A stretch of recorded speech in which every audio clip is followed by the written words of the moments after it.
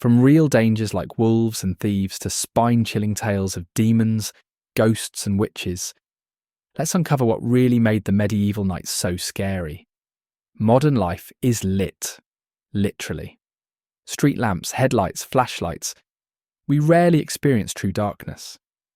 But in the medieval world, once the sun set, darkness was near total. Torches, candles, and oil lamps gave weak and unreliable light. Most homes couldn't afford to burn candles all night. They were too expensive. And torchlight only reached a few feet ahead, making everything beyond a mystery. In many medieval villages, communal fires or watchmen were the only faint sources of light. Outside those, a void. For the average peasant, travelling after dark, even just a short distance, could mean falling into a ditch, being robbed, or worse. Night was the perfect time for crime. With no organised police force, villages were vulnerable.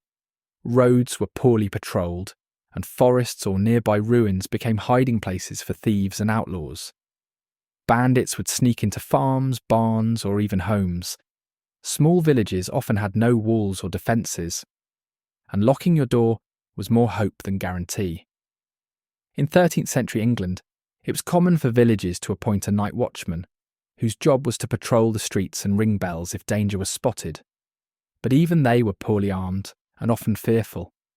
In some areas, entire households would take turns staying awake, keeping watch with dogs or crude alarms. Beyond the criminal threat, there was another predator: nature itself. Wild animals, especially wolves and boars, prowled the forests around many medieval villages. Wolves were a very real threat in medieval Europe. In France, the problem was so severe that wolf hunters were employed and paid by the crown. Packs would sometimes come into villages during harsh winters, driven by starvation. Snakes, rats, and even bears in certain regions added to the dangers. A villager wandering into the woods at night might never return. It was common for people to hang herbs like rue or St. John's wort near their doors to ward off spirits. Some placed bowls of salt or iron near windows to keep evil at bay. Whispers told of revenants, the undead who returned to torment the living. Some villages buried suspected undead with rocks in their mouths or stakes through their hearts. Children were told to stay inside after dusk, or else they might be stolen by spirits or the Black Rider, a spectral figure found in many local legends. Isolation bred fear. Most villagers didn't understand what lay beyond the dark. Rumours filled the silence. A missing person became a tale of werewolves. A scream in the woods became a demon's laugh. There were no phones, no radios. Only stories passed down by candlelight villagers developed routines to fight the fear. Doors were triple locked. Dogs were kept inside or near entrances. Fires were carefully maintained to last until dawn.